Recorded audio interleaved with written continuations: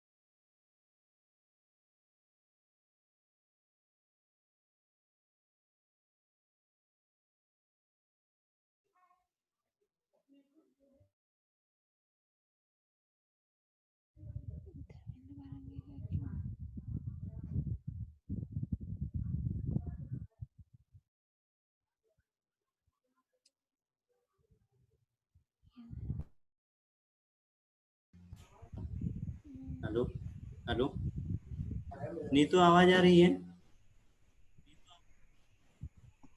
Hello hello, नहीं, good morning.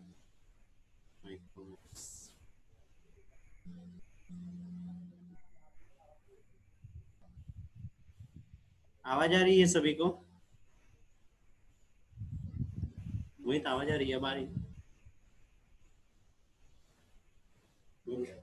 मेरी? देख लो।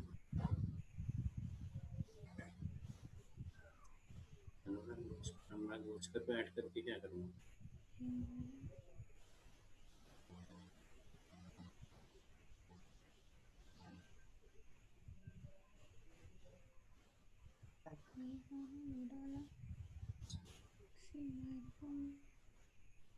मेरी आवाज नहीं आ रही है मोहित? अभी देखना। ऐसा मैंने देखो वो करके रखा है ना यार, म्यूट करके रखा है, तो देखो म्यूट करके रखा है।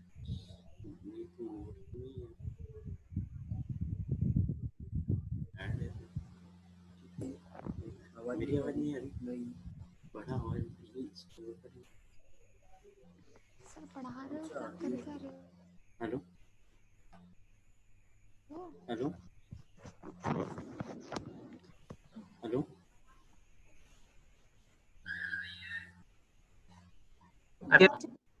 आ रही दीपक सर आवाज आ रही है मेरी? दीपक दीपक जुड़ा है क्या? हाँ जुड़े हैं, अभी जुड़े हैं। आवाज आ रही है हाँ क्या? आ रही, हाँ आ रही है, आ रही है। हाँ ठीक है, वही डाउट था थोड़ा सा, क्योंकि समझ नहीं आ रहा था आवाज का। ये सारे बच्चों को म्यूट करने का बोल दे। हाँ, बच्चों को म्यूट करने का बोल दिया है। और वीडियो भी अगर बंद।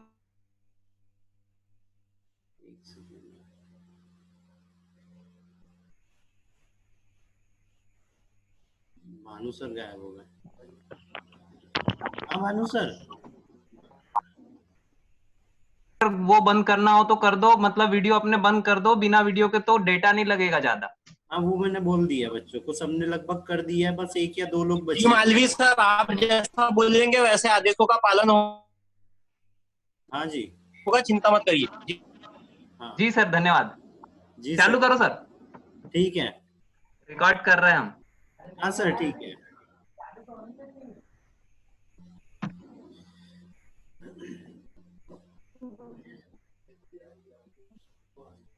ठीक है, ठीक है। सारे बच्चे लोग एक बार अपना वीडियो ऑफ कर दे, ताकि उन लोगों का डाटा कम से कम खर्च हो, है ना। तो वीडियो भी ऑफ कर दो और सारे लोग म्यूट भी कर दो, है ना। तो उससे एक दूसरे की आवाज रिफ्लेक्ट नहीं होंगी, है ना। ठीक है, अब हम स्टार्ट करते हैं अपना टॉपिक, है ना, क्योंकि हम पहले ही लेट हो गए हैं थोड़ा सा, जो हमने टाइम डिसाइड किया था। सारे लोग, अच्छा एक चीज और है, इसमें हम जो भी चीजें बता रहे हैं, जो भी पॉइंट्स बता रहा हूँ, ये सारे पॉइंट्स आप लोगों को नोट करना है ना। तो पॉइंट्स को नोट करते हुए चलना है। आज का हमारा जो टॉपिक है वो टॉपिक है ह्यूमन रिप्रोडक्शन, है ना। और इस टॉपिक को दरअसल हम थोड़ा सा आगे से चालू करेंगे, क्योंकि इसके जो कुछ वीडियो है मैं पहले ही यूट्यूब पे डाल चुका हूँ, है ना। तो सारे लोग वो वीडियो जो पिछला जो हेडिंग्स है या जो मटेरियल है उसको यूट्यूब से देख लेना। बाकी हम थोड़े से आगे से चालू कर रहे हैं ना। हमने ह्यूमन रिप्रोडक्शन में उसमें बताया है कि मेन यहाँ पे हमने बात करी है लैंगिक प्रजनन के बारे में, कि लैंगिक प्रजनन में क्या चीज हो रही है। तो एक मेल चाहिए, फीमेल चाहिए, और फिर जो प्रजनन हो रहा है वो क्या कहला रहा था, यहाँ पे लैंगिक प्रजनन कहला रहा था। उसके लिए हमको गैमेट की आवश्यकता थी। तो 2 तरह के गैमेट बन रहे थे। 2 तरह के गैमेट्स में क्या हो रहा था, एक तो मेल गैमेट हो रहा था स्पर्म, दूसरा हो रहा था फीमेल गैमेट, है ना। और जो ह्यूमन है वो क्या रहता है, डाइटिकस रहता है, मतलब द्विलिंग, द्विरूपता पाई जाती है, मतलब मेल फीमेल दोनों ही एकदम स्पष्ट रूप से अलग अलग दिखाई देते हैं, उनके बॉडी का स्ट्रक्चर अलग अलग होता है। फिर यहाँ जो बेसिक फेजेस है रिप्रोडक्शन की, उसमें सबसे पहले गैमेटोजेनेसिस आता है, मतलब युग्मक जनन। उसमें हम युग्मक निर्माण कैसे हो रहा है वो, तो 2 तरह के युग्मक का निर्माण होता है। एक मेल गैमेट हो गया, दूसरा फीमेल गैमेट हो गया। मेल गैमेट में स्पर्म बन रहा था, फीमेल गैमेट में ओवा बन रहा था, एग बन रहा था, है ना। तो इसकी प्रोसेस इंसेमिनेशन में शुक्राणु के शरीर से बाहर आने की प्रक्रिया, है ना। उसके बाद फर्टिलाइजेशन में मेल युग्मक मिलना और फीमेल युग्मक का, मेल फीमेल युग्मक का मिलना क्या कहला रहा था, फर्टिलाइजेशन। फिर क्लेवेज, उसका द्विगुणित होते जाना। फिर इम्प्लांटेशन के बारे में, कि इम्प्लांटेशन में क्या हो रहा था, जो जाइगोट बन रहा था वो यूट्रस के अंदर एंडोमेट्रियम से जुड़ रहा था, है ना। ये और एक बच्चे की किसी की रिक्वेस्ट है, 1 सेकंड में इसको एक्सेप्ट कर लेता हूँ, है ना।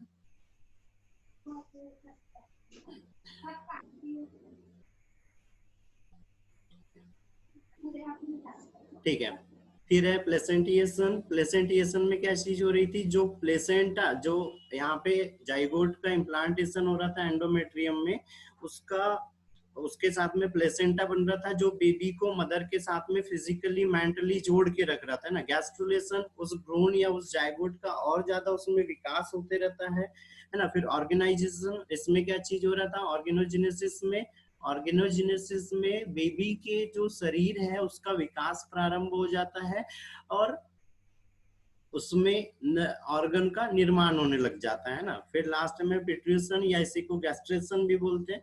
गैस्ट्रेशन में क्या हो रहा था, बेबी शरीर से बाहर आने की प्रोसेस देख रहे थे, है ना।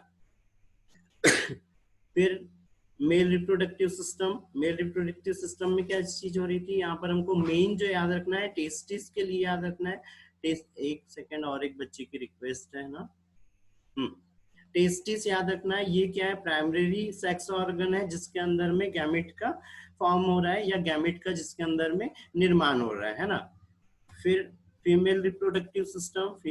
फीमेल रिप्रोडक्टिव सिस्टम में क्या चीज हो रही थी कि जो टेस्टिस है, जो ओरी है ना, ये जो ओरी है, इस माउस दिख रहा है उसमें, माउस ये दिख रहा है ना, ठीक है।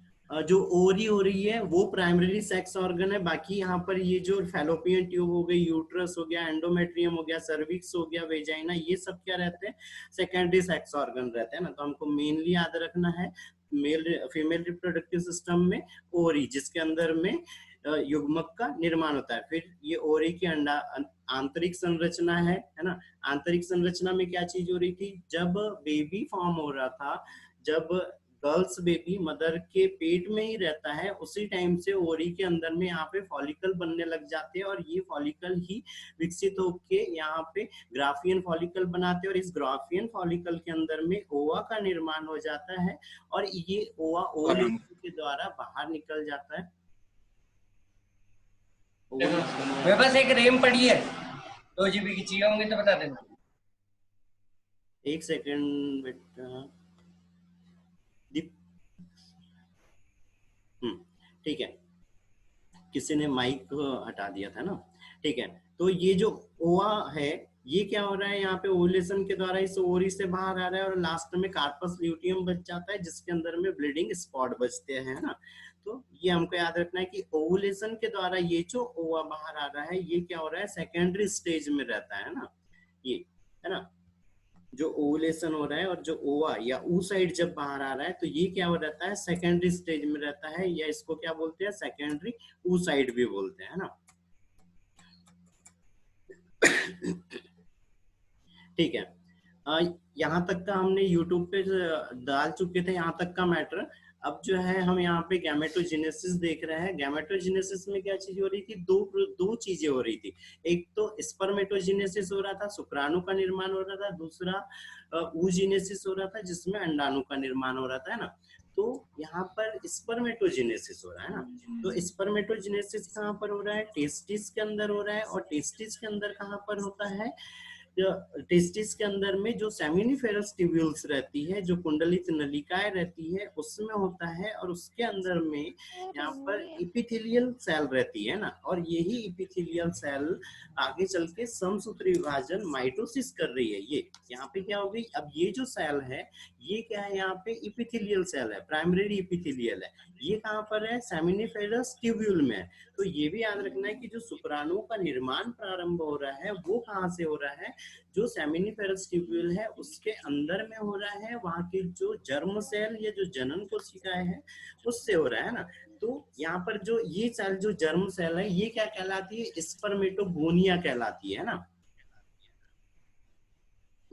ये क्या कहला रही है, ये स्पर्मेटोगोनिया। इसमें क्या हो रहा है, समसूत्री विभाजन हो रहा है, उसका डिफरेंशिएशन हो रहा है, और उसके द्वारा ये फिर से क्या बना रही है, प्राइमरी स्पर्मेटोगोनिया बना ले रही है, और इसमें फिर से यहाँ पर एक बार समसूत्री विभाजन होता है, और ये जो कोशिका हो रही, अब यहाँ पर ये चीज हो रही कि ये जो कोशिका थी, इसके अंदर में क्या था, 2n था, है ना। जो गुणसूत्रों की संख्या थी वो अभी कैसी है, यहाँ पे 2n है ना। तो द्विगुणित है, क्योंकि अभी यहाँ पे समसूत्री विभाजन हुआ। अभी यहाँ पे अब क्या हो रहा है, इस जो शुक्राणु जनन हो रहा है, उसमें पहले क्या आ रही है, गुणन अवस्था। तो ये गुणन अवस्था में क्या चीज हुआ है, यहाँ पर ये एक सेल में समसूत्री विभाजन से 4 कोशिकाएं बन गई, और ये जो चारों कोशिकाएं है, ये चारों कोशिकाएं भी क्या है, यहाँ पर अभी भी द्विगुणित है ना। ये क्या है, 2n है। अब ये क्या चल रही थी, गुणन अवस्था है, और ये क्या रहती है, उतनी लंबी अवस्था नहीं रहती है, बहुत छोटे टाइम की रहती है। अब यहाँ पर ये जो कोशिकाएं बनी है, ये द्विगुणित है, और ये क्या कहला रही है, यहाँ पे प्राइमरी स्पर्मेटोसाइट कहला रही है ना, प्राइमरी स्पर्मेटोसाइट। अब यहाँ से चालू हो जाती है वृद्धि अवस्था, और वृद्धि अवस्था से क्या होता है, यहाँ पे अर्धसूत्री विभाजन चालू हो जाता है। और हमने देखा था अर्धसूत्री विभाजन में क्या चीज होती है, 2 अर्धसूत्री विभाजन होते हैं, एक प्राइमरी प्रथम या पहला अर्धसूत्री विभाजन, और दूसरा वाला क्या रहता है, दूसरा अर्धसूत्री विभाजन। तो अब जब यहाँ पर ये 2n था, तो अब जो विभाजन हो रहा है प्रथम अर्धसूत्री विभाजन, इसमें जो कोशिकाओं के अंदर गुणसूत्रों की संख्या है, वो क्या हो जाना है, n हो जाना है। और ये जो बन रही है अब कोशिका, ये क्या है, यहाँ पे सेकेंडरी स्पर्मेटोसाइट है।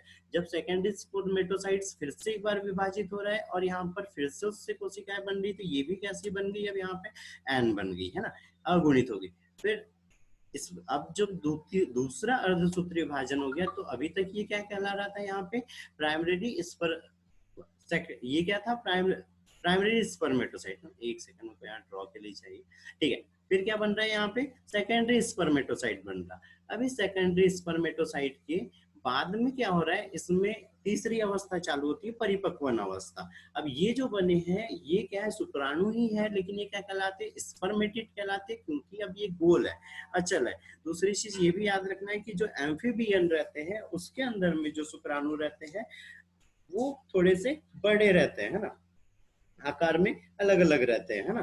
तो यहाँ पर जो ये बना है, अब ये क्या है, स्पर्मेटिड है। इसमें होता है अब कायांतरण, और कायांतरण के द्वारा यहाँ पे इसमें से ये रूपांतरित हो रहा है। कायांतरण का मतलब होता है जो स्ट्रक्चर पहले से उसमें परिवर्तन आ जाना। तो यहाँ पर क्या हो रहा है, इसमें परिवर्तन आ रहा है, और इसमें सिर, ये यहाँ पे ये सिर बन गया, यहाँ पे ये धड़ बन गया उसका, और ये लास्ट वाला एरिया क्या बन गया, उसकी पूंछ बन गया। तो ये यहाँ पर सिर, धड़ और पूंछ में बदल जाता है। अब ये जब जल हो जाता है तो ये क्या कहलाता है, यहाँ पर स्पर्मेटोजोआ, या इसी को हम क्या बोलते हैं, एक परिपक्व स्पर्म बोलते हैं। और अब ये जो प्रोसेस चल रही थी, अब यहाँ पर जो बच्चे लोग हैं, तुम लोगों को, सारे लोगों को ये चीज याद रखना है, ये प्रोसेस हो कहाँ पे, कौन सी वाली रही थी। तो यहाँ से जो स्पर्मेटोगोनिया था ये कहाँ पर था, सेमिनिफेरस ट्यूब्यूल में था। जब प्राइमरी स्पर्मेटोसाइट बना तो ये कहाँ है, सेमिनिफेरस ट्यूब्यूल से बाहर आके आना चालू हो जाता है। और जो सार्टोली सेल रहती है, सार्टोली सेल। अरे बारंगे सर, एक सेकंड। बारंगे सर। हाँ सर। मैं बोल रहा था कि बच्चों को आपका चेहरा दिख रहा है या स्क्रीन दिख रही है, ये पूछो भला एक बार। स्क्रीन, स्क्रीन दिख रही है, स्क्रीन भी और चेहरा भी। तो मतलब आपका वो स्क्रीन बड़े इसमें दिख रही है ना? हाँ, स्क्रीन बड़ी इसमें दिख रही है, अगर चाहूँ तो चेहरा हटा सकता हूँ। नहीं, चेहरा नहीं, मैंने बोला मेन तो आपकी स्क्रीन है ना, मैंने बोला कहीं आपका सिर्फ चेहरा तो नहीं दिख रहा है। दिख रही है, और एक हल्का सा कॉर्नर है उसमें नीचे साइड में फेस दिख रहा था, खैर वो मैंने अब हटा दिया, सिर्फ फोटो दिखेंगी अब। हाँ ठीक है ठीक है। नहीं, जैसे मैं पीसी पे देख रहा हूँ तो मेरे पीसी पे तो सब दिख रहा है, आपका चेहरा भी दिख रहा है, स्क्रीन पे दिख रहा है, मोबाइल पे क्या दिख रहा है पता नहीं। नहीं, वो दोनों चीज दिख रही है, अभी देखिए, अभी फोटो भर दिख रही होंगी। हाँ, उधर आपकी वो एक बुक लेके फोटो दिख रही है, इसमें मैं कॉर्नर में। स्वैप कर पा रहा हूँ। आप अभी अभी सिर्फ आपकी ओनली फोटो दिख रही है। अब आपका वो दिख रहा है। हाँ, फेस दिख रहा है, और बड़ी स्क्रीन पे जो मटेरियल है वो दिख रहा है।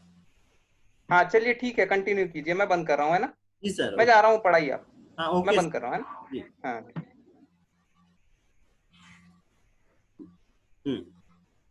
तो बच्चों हम लोग कहाँ तक पहुंचे थे अभी। मैं बता रहा था कि ये शुक्राणु का निर्माण, अब देखो यहाँ पे बहुत छोटी छोटी चीज है, ये छोटी छोटी चीजें हमको याद रखना है ना। तो जो प्राइमरी स्पर्मेटोसाइट है ये अभी कहाँ पर है, जो सार्टोली सेल है, वृषण के अंदर में जो सेमिनिफेरस ट्यूब्यूल है उसके अंदर में सार्टोली सेल रहती है, और वही सेल शुक्राणु को पोषण प्रदान करती है ना। तो उसके अंदर में ये शुक्राणु धसे हुए रहते हैं और उसको पोषण लेते हैं। किस रूप में पोषण लेते हैं, ये अब यहाँ पे मेन याद रखना है आप लोगों को, इस पॉइंट को नोट कर लेना कि जो सार्टोली सेल है वो स्पर्म को ग्लाइकोजन के रूप में पोषक पदार्थ प्रदान करती है ना। ठीक है, ठीक है, आगे बढ़ते हैं। सेकेंडरी स्पर्मेटोसाइट है ना। अब ये सेकेंडरी स्पर्मेटोसाइट जब यहाँ पे दूसरा अर्धसूत्री विभाजन चालू हो जाता है, तो ये जब विभाजन चालू हो रहा है तो यहाँ पर कहा, जो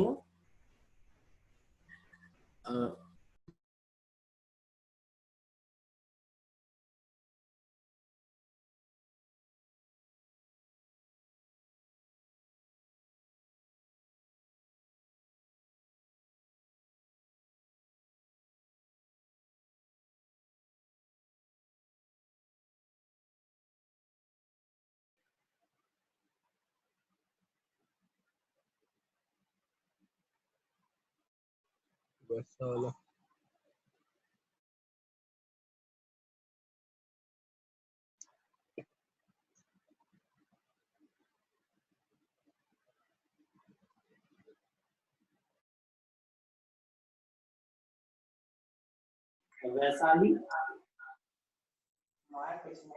ये वैशाली कैमरा ऑफ कर दो तो डाटा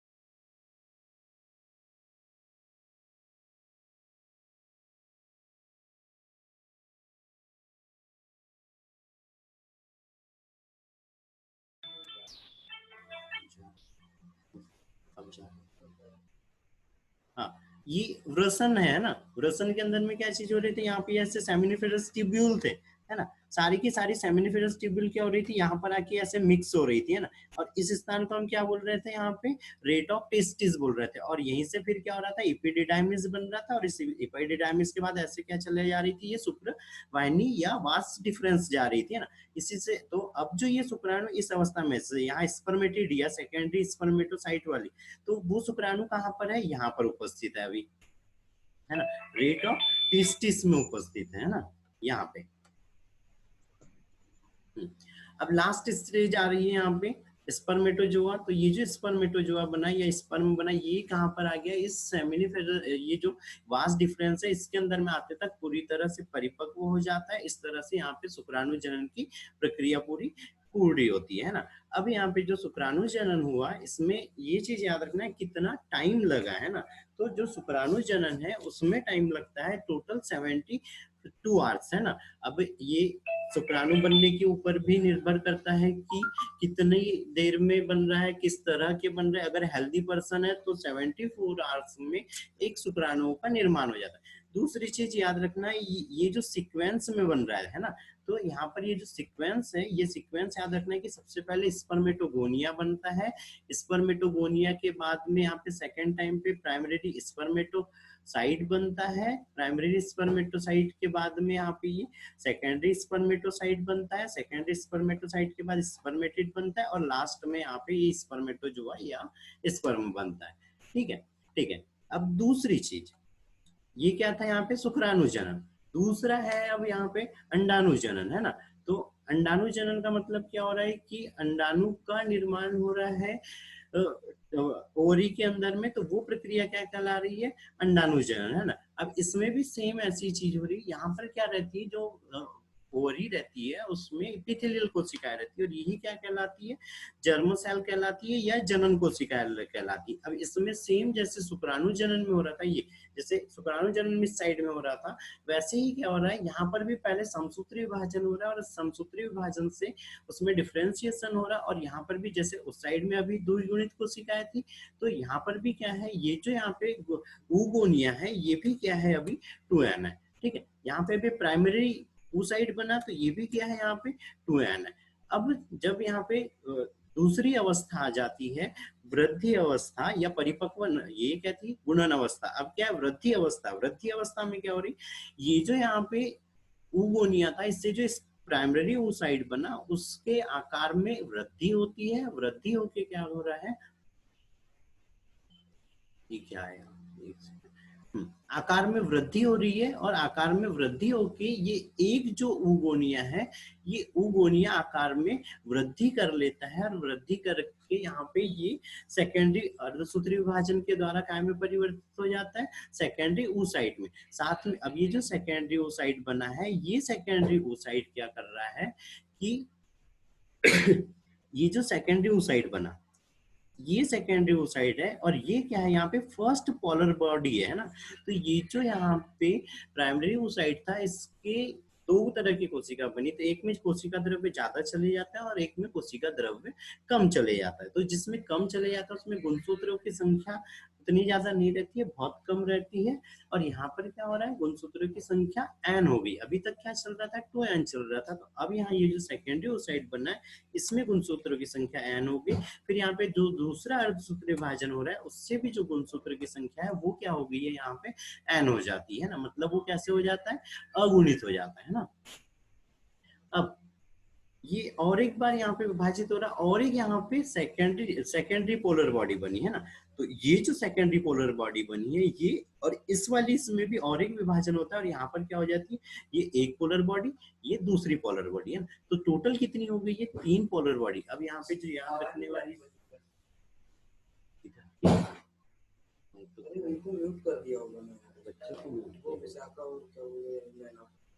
हाँ तो वो लोग तो म्यूट सीखा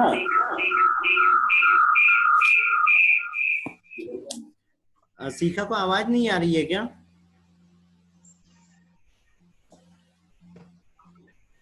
शिखा को आवाज नहीं आ रही है? अरे बेटा कोई रिस्पांस दो, आवाज नहीं आ रही है क्या?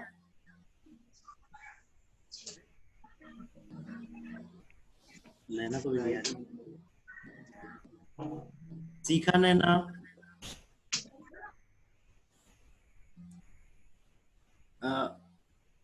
बेटा बाकी सारे लोगों को आवाज आ रही है?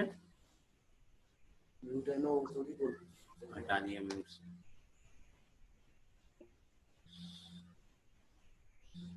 ठीक है, सबको मैं फिर से म्यूट कर रहा हूँ।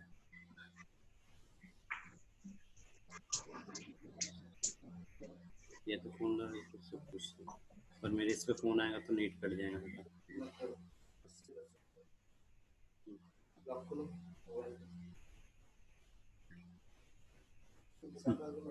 हाँ। आवाज आ रही है सारे लोगों को?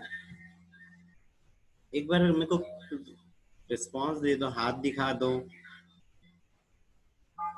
Yes sir. हाँ ठीक है, तो फिर आगे बढ़ते हैं ना। ठीक है, ठीक है। तो यहाँ पर जो याद रखने वाली चीज है वो क्या होगी कि जो अंडाणु जनन है उसमें उसको हम मतलब यहाँ पे अब अंडाणु जनन में याद रखना है कि 3 पोलर बॉडी बनी है ना, और एक क्या बना, ओवा बना है ना। इस ओवा को ही क्या बोल रहे हैं हम, अंडाणु बोलते हैं। अच्छा, अब यहाँ पर जो सबसे खास चीज आती है वो जो तुम लोगों को याद रखना है वो ये याद रखना है, हमने क्या पढ़ा था कि जो एक बन रहा है ना वो ओरी से बाहर आ रहा, लेकिन जब ओरी से वो बाहर आता है तो उस समय में वो क्या रहता है, यहाँ पे जो सेकेंडरी oocyte है उससे वो ही रहता है ना, एक पूरी तरह से नहीं बना होता है ना। क्या बोल रहे हैं?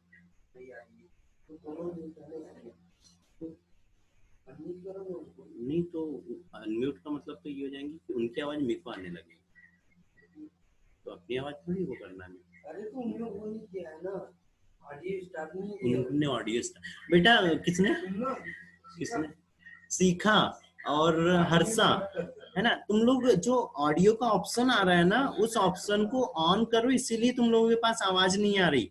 उसको ऑन करोगे तब आवाज आएंगी, है ना बेटा।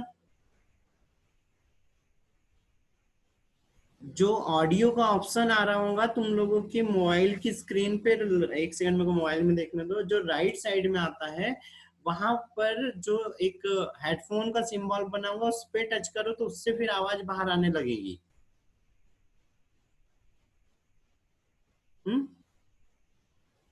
ठीक है।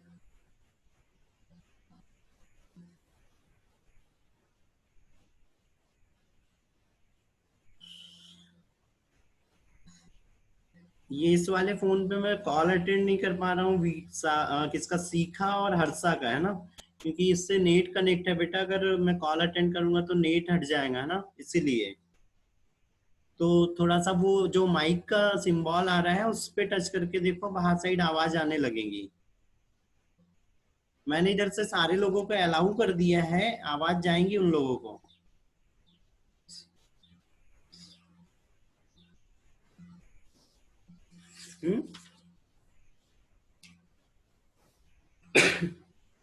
चलो अब आ रही। हाँ ठीक है, लेकिन सभी अपना माइक बंद कर दे, है ना। उसको अलाउ कर दे लेकिन माइक बंद करे। हाँ ठीक है, बता दो। हाँ ठीक है, आने लग गई है ना। विशाखा को भी आवाज, नहीं विशाखा बोल रहा क्या, सीखा को। ठीक है ठीक है। अभी अब क्या बता रहा था मैं, यहाँ पे जो सेकेंडरी oocyte है ना, तो जो ओरी थी, ओरी के अंदर की जो प्रोसेस हो रही थी वो कहाँ तक की प्रोसेस हो जा रही थी, ये जो यहाँ oogonia बना ये प्राइमरी oocyte बना ये, और जो सेकेंडरी oocyte बना है ये कहाँ तक रहता है, मतलब यहाँ से लेके इतनी प्रोसेस बस। ठीक है, ये कहाँ तक हो जा रही है, ओरी के अंदर में होगी, है ना, ये इतनी। अब ये जो ओवा बनना है ना, या ये जो सेकेंडरी oocyte में जो अगला अर्धसूत्रीय विभाजन होना है ये कहाँ होता है, बाहर साइड आ जाता है। हमने फीमेल रिप्रोडक्टिव सिस्टम का डायग्राम देखा हुआ है ना, उसमें क्या चीज हो रही थी कि जो फैलोपियन ट्यूब थी, एक सेकेंड ना, जो फैलोपियन ट्यूब थी वो ऐसे गई, है ना ये, और ओरी जो बनी हुई है वो कहाँ पर है, यहाँ पर ओरी बनी हुई है और ये ऐसे यहाँ से इससे जुड़े हुए फिमरी है ना। तो जो ओवा या जो एग निकल रहा है वो कहाँ निकलता है, ये जो यहाँ पे सिलोमिक कैविटी रहती है। अब यहाँ पे ये जो कैविटी है ये क्या कहला रही है, सिलोमिक कैविटी कहलाती है। इस कैविटी में ये जो सेकेंडरी ओसाइट है ये यहाँ पे बाहर आ रहा है ओरी से। और किस प्रोसेस के द्वारा आया है, तो ओवुलेशन, अंडोत्सर्जन के द्वारा। और यहीं पे और एक चीज याद रखना, अंडोत्सर्जन में कौन सा हार्मोन सहायता करता है या सबसे ज्यादा मेन पार्टिसिपेशन किस हार्मोन का होता है, ये वाला क्वेश्चन बहुत जगह पे पूछा जाता है। तो उसमें क्या रहेगा, LH हार्मोन है ना, ल्यूटिनाइजिंग हार्मोन है ना, जिसको हम LH हार्मोन बोलते हैं, ल्यूटिनाइजिंग हार्मोन। वो तो ल्यूटिनाइजिंग हार्मोन के द्वारा क्या हो रहा है, ये ओवुलेशन की प्रक्रिया हो। अब ये जो यहाँ से एग बढ़ रहा है, ये एग कहाँ पे बढ़ रहा है, यहाँ पे गया, यहाँ पे गया। ये वाला जो भाग था यहाँ पे क्या कहला रहा था, इनफंडिबुलम कहला रहा था ना। फिर जो बीच वाला भाग है थोड़े से आगे का है ना, ये क्या कहलाता है, एम्पुला कहलाता है। तो ये जब यहाँ पर एक चले गया या ये जो गया, ये क्या है अभी यहाँ पे सेकेंडरी ओसाइट है ना। दूसरे साइड से क्या होता है, यहाँ पर स्पर्म आते हैं ना। ये एक सेकंड, क्या हो रहा है यहाँ से, ये इस साइड से स्पर्म आए है ना। तो यहाँ पर अब ये क्या हो रहा था, निषेचन हो रहा था। जस्ट जब निषेचन होता है, और निषेचन में क्या हो रहा, ये एग है ना। तो एग के साथ में क्या हो रहा है, स्पर्म मिल रहा है ना।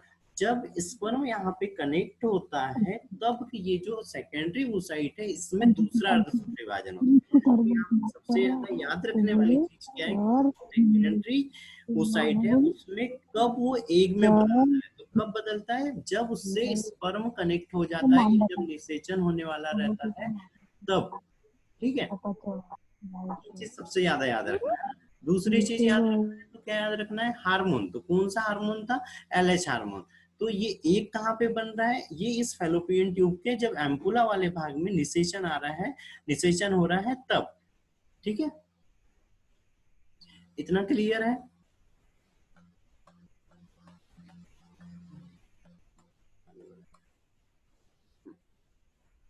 ठीक है, अब यहाँ पे थोड़ा सा डिफरेंस देख लेते हैं ना।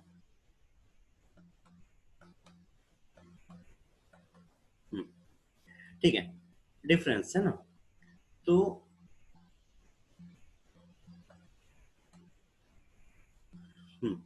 यार क्या कहाँ चले गया। ठीक है, टोटल कहाँ पे बन रहा है ना। तो सबसे पहले कहाँ पे बन रहा है, जो स्पर्मेटोजेनेसिस हो रहा है वो कहाँ पे हो रहा है, टेस्टिस के अंदर में हो रहा है। वूजेनेसिस हो रहा है वो कहाँ हो रहा है, ओरी के अंदर हो रहा है। टोटल टाइम कितना लगता है, तो 74 डेज लग रहे हैं। और इधर जो वूजेनेसिस है उसमें क्या लगता है, 12 से 15 ईयर।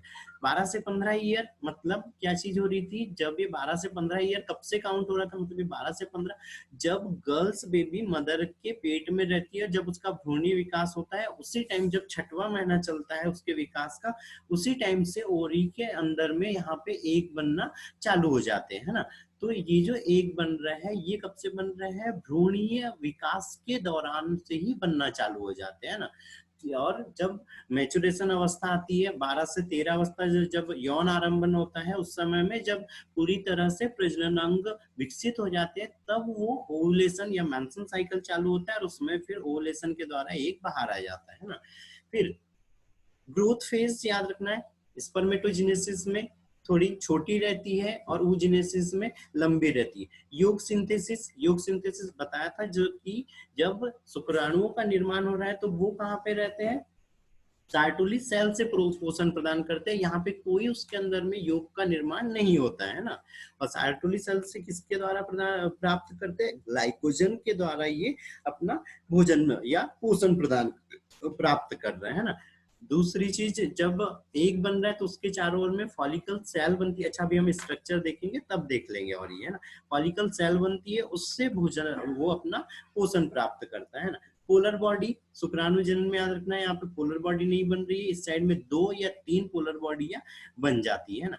फिर जब परिपक्व जो बन रहा है शुक्राणु, वो कहाँ पे बन रहा है, जो एपिडिडाइमिस रहता है, अधिवृषण रहता है उसके अंदर में। और जो परिपक्व एग रहता है वो कहाँ पे बन जाता है, फैलोपियन ट्यूब में जब निषेचन होने वाला रहता है तब परिपक्व एग बनता है ना। ठीक है।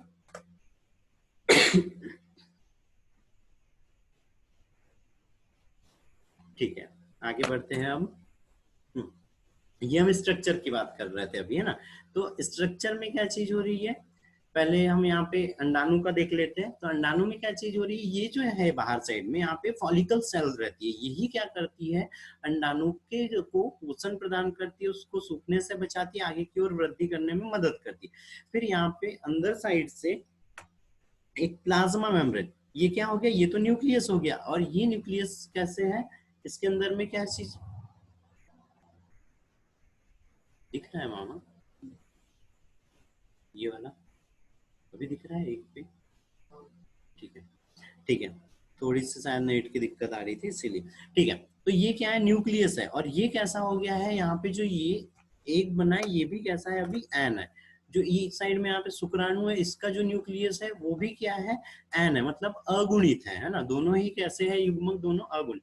अब यहाँ पे ये जो एक लेयर दिख रही है, ये जो लेयर दिख रही है, ये कैसी रहती है, पारदर्शी लेयर रहती है। और इसको क्या, जो अंदर साइड में ये ब्लैक में है, ये क्या है, प्लाज्मा मेम्ब्रेन है, या इसी को वैलेंटाइन मेम्ब्रेन भी बोलते हैं। उसके बाद में ये जो एक यहाँ पे अकोशिकी है। अच्छा, अब यहाँ पे इस जोना पेलुसिडा के लिए बहुत खास चीज याद रखना है, जो जोना पेलुसिडा रहती है वो क्या रहती है, अकोशिकीय परत रहती है ना। अकोशिकीय का मतलब क्या चीज हो रही है, यहाँ पे देखो आपको एक भी कोशिकाएं नहीं दिखाई दे रही है ना, ये पूरी सब एक साथ एक रिंग जैसे दिख रही है। तो जो जोना पेलुसिडा है, इसमें जेल लाइक स्ट्रक्चर, मतलब जेल के जैसी रहती है, एक कोड बना हुआ रहता है, कोई उसमें कोशिका या कोई ऐसे खंड वगैरह बने नहीं रहते हैं। तो ये जोना पेलुसिडा हो।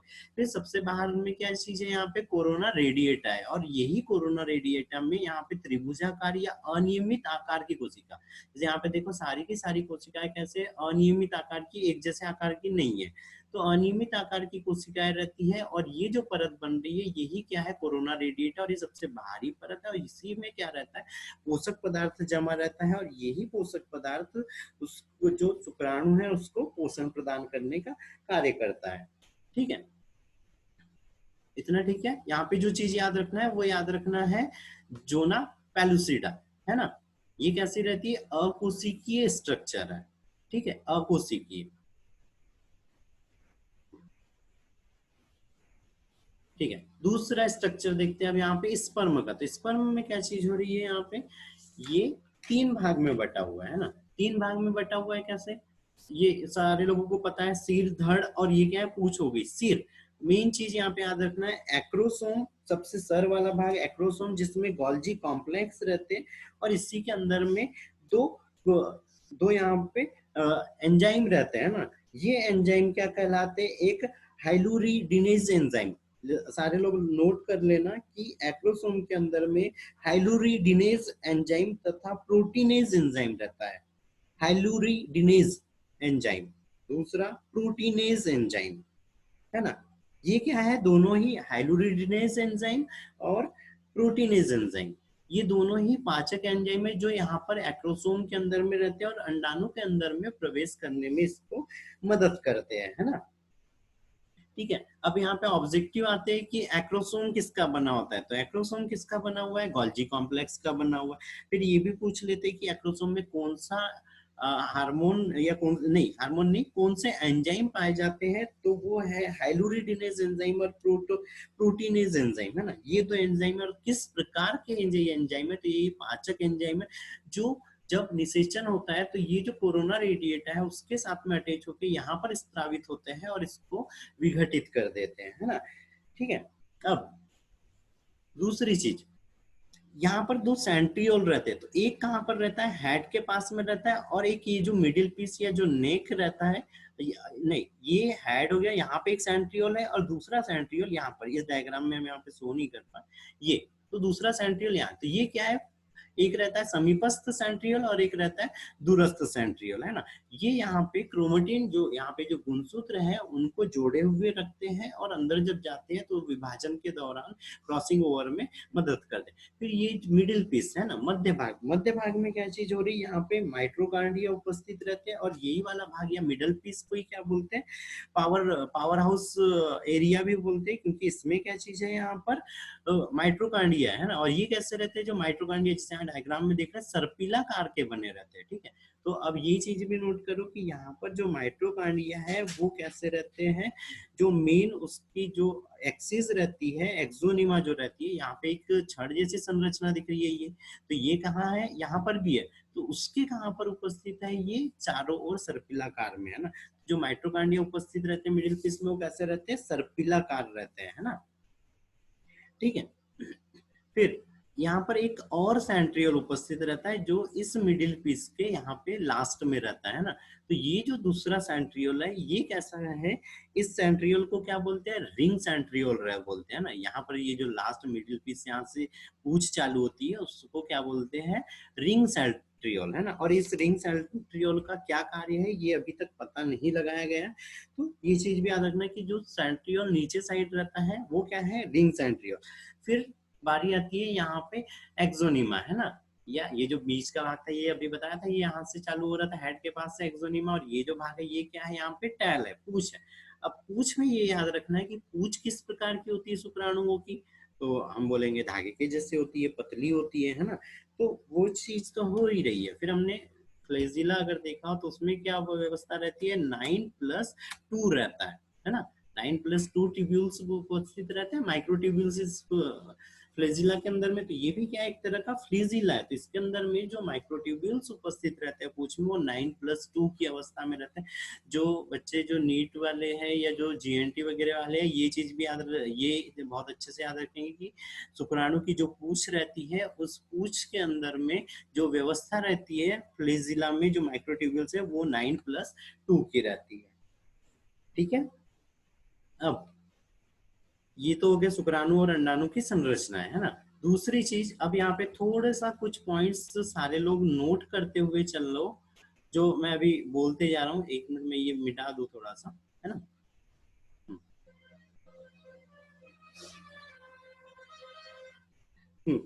तो शुक्राणु, है ना, अभी तक हमने क्या पढ़ा है कि जो नर युग्मक रहता है या जो मेल गैमेट है वो चल रहता है, लेकिन ऐसा नहीं होता है ना। तो जो एस्केरिस रहता है, हमने एस्केरिस पढ़ा था, ये एक तरह का क्रम ही रहता है ऐसा लंबा सा, ये इस तरह का हमने स्ट्रक्चर देखे थे उसमें, है ना, और यहाँ पर उसमें हुक उपस्थित था। तो एस्केरिस जो है उसका जो शुक्राणु रहता है वो कैसा रहता है, पूंछ विहीन रहता है, मतलब उसका शुक्राणु ये ऐसे रहना है, हल्के सा पूंछ जैसा स्ट्रक्चर बनना है बस, ठीक है। तो पूंछ विहीन रहता है किसके अंदर में, एस्केरिस के अंदर में, ठीक है। पूंछ विहीन शुक्राणु एस्केरिस में। क्रेफिस, क्रेफिस में भी कैसा रहता है, पूंछ विहीन रहता है और स्लेटी रहता है, मतलब कैसे, चपटा रहेगा, है ना, चपटा। टूड फिश, है ना। टूड फिश के अंदर में बेटा कैसे, टूड फिश के अंदर में जो शुक्राणु रहता है वो रहता है बाइफ्लेजिलेट वर्ड से ही आप लोग मीनिंग समझिए, बाई है मतलब क्या हो रहा है, दो है, तो बाइफ्लेजिलेट। तो ये जो शुक्राणु की पूंछ है वो क्या हो जाना है, और एक बन जाना है, उसमें हेड के पास मिडिल पीस के पास से और एक पूंछ निकल जाना है, बाइफ्लेजिलेट रहना है ना, ठीक है। उसके बाद है गैस्ट्रोपोड, है ना, ये भी नोट करो, गैस्ट्रोपोड के अंदर में हेक्साफ्लेजिलेट रहता है, हेक्साफ्लेजिलेट, ठीक है। हेक्साफ्लेजिलेट किसमें, गैस्ट्रोपोड में, ठीक। लास्ट पॉइंट नोट करना सारे लोग, ओपेसम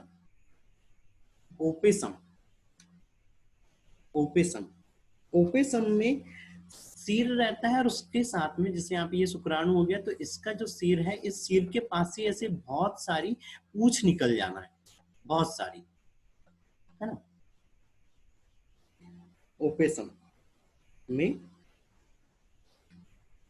पॉलीफ्लेजिलेट, है ना, पॉलीफ्लेजिलेट, बहुत सारी पूंछें निकल जाना है।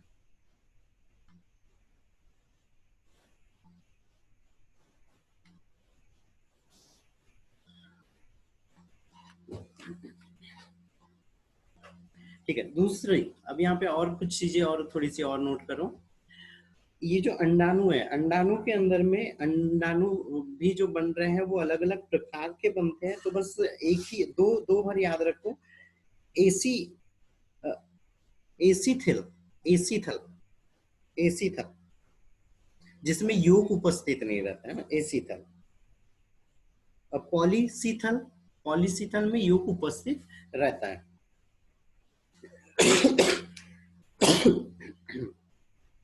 ठीक है।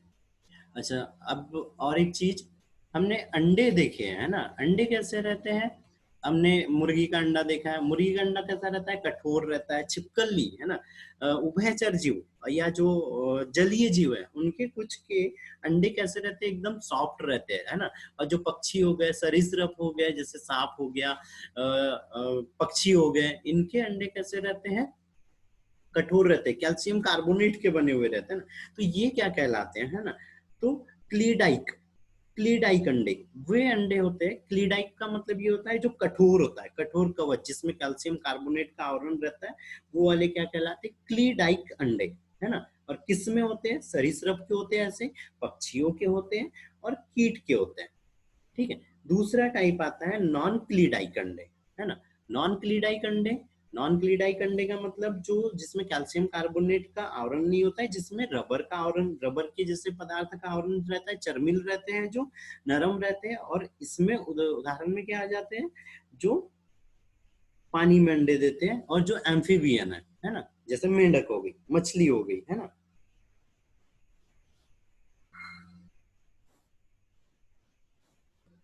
ठीक है बेटा। ये हम जो बात कर रहे थे शुक्राणुओं की, है ना, ये कैसा रहता है? अंदर की ओर, ये यहाँ पे सार्टोली सेल है, उसके अंदर में धसे हुए रहते हैं शुक्राणु, जिससे उसको पोषण मिलता है ना। ये ओवा की संरचना अभी बताई, है ना। अब आ रही है यहाँ पे भ्रूणीय विकास की, है ना। तो भ्रूणीय विकास से पहले क्या हो रहा है? यहाँ पे निषेचन हो रहा है ना। और निषेचन, निषेचन का मतलब क्या हो रहा है कि नर युग्मक और ये जो मादा युग्मक है, ये आपस में क्या हो रहा है? मिल रहे हैं ना। इन दोनों की मिलने की प्रक्रिया क्या कहलाती है? यहाँ पे निषेचन कहलाती है ना। अब ये जो प्रक्रिया, अच्छा, अब यहाँ पे जो क्रॉस क्वेश्चन आता है, वो क्वेश्चन ये आता है कि शुक्राणु अंडाणु की ओर कैसे जाते हैं, उसको कैसे पता कि किस ओर जाना है ना। जैसे मादा जनन हो गया, मादा जनन में क्या हुई? एक साइड से, एक सेकंड हो गया, पेन लेने दो। एक साइड की फेलोपियन ट्यूब ये है, यहाँ पे ये यूट्रस बना हुआ है, दूसरे साइड की फेलोपियन ट्यूब ये है। ठीक है, ये नीचे चलेगी, है ना। और जो शुक्राणु रिलीज हो रहा है वो कहाँ पे हो रहा है? इधर नीचे साइड में शुक्राणु रिलीज हुआ था, है ना। तो यहाँ पर रिलीज हुए थे, इधर गए, है ना। ये क्या? यूट्रस। तो उसको कैसे पता कि एक इस साइड है या इस साइड है, तो किधर जाना? तो केमिकल रिएक्शंस के कारण वो आकर्षित होता है, और एक साइड, जिस साइड में एग रहता है उस साइड में वो फ्लो करने लगता है। अगर इस साइड एग है तो वो इस साइड जाएगा, इस साइड अगर एग है तो वो इस साइड जाने लगेगा। ठीक है। तो ये चीज याद रखना है कि केमिकल रिएक्शन के कारण शुक्राणु अंडाणु की ओर बढ़ता है। अब कैसे वो चीज हो रही? तो यहाँ पे जो फॉलिकल सेल्स है वो भी क्या कर रही है? यहाँ पे जो फर्टिलाइजिंग एंजाइम है ना, एंड फर्टिलाइजिंग एंजाइम जो रहते हैं उनका स्त्रावन करता है। कौन? अंडाणु, है ना। अंडाणु कर रहा है फर्टिलाइजिंग एंजाइम का स्त्रावन ये, और जो स्पर्म है उसके अंदर में रहता है एंटी फर्टिलाइजिंग एंजाइम। तो फर्टिलाइजिंग एंजाइम और एंटी फर्टिलाइजिंग एंजाइम दोनों आपस में आकर्षित होते हैं, और ये जो शुक्राणु है एक की ओर में गति करने लगता है ना। अब इसकी गति याद रखना है, शुक्राणु कितनी गति से अंडाणु की ओर बढ़ता है ना। तो ये बढ़ता है 1 से 4 mm प्रति मिलीमीटर, है ना। 1 से 4 मिलीमीटर प्रति मिनट, है ना, मिनट की गति से। ठीक है। कितना टाइम लग जाता है इसको एक तक पहुंचने में, ये भी नोट कर लो। तो 5 से लेके 6 आवर्स लग जाते हैं ना, 5 से लेके 6 घंटे का टाइम लग जाता है अंडाणु को शुक्राणु तक पहुंचने में। ठीक है बेटा, ये चीज थोड़ी सी नोट करना है सारे लोगों को, है ना, कि 1 से 4 मिलीमीटर प्रति मिनट की रफ्तार से गति करता है, 4 से 5 घंटे लग जाते हैं जब वो सर्विक्स से एम्पुला वाले एरिया तक पहुंचते तक, है ना।